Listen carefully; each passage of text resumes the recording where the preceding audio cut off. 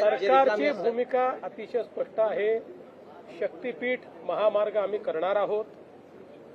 या संदर्भात जे अडचणीचे मुद्दे आहेत त्या चर्चेतनं मार्ग काढणार आहोत। आणि आता मी आपल्याला सांगतो की जे काही मला संकेत मिळत आहेत त्यात सांगलीपर्यंत तर जवळपास 60 ते 70% जागा बिना कुठल्या आंदोलनाची आम्हाला मिळेल।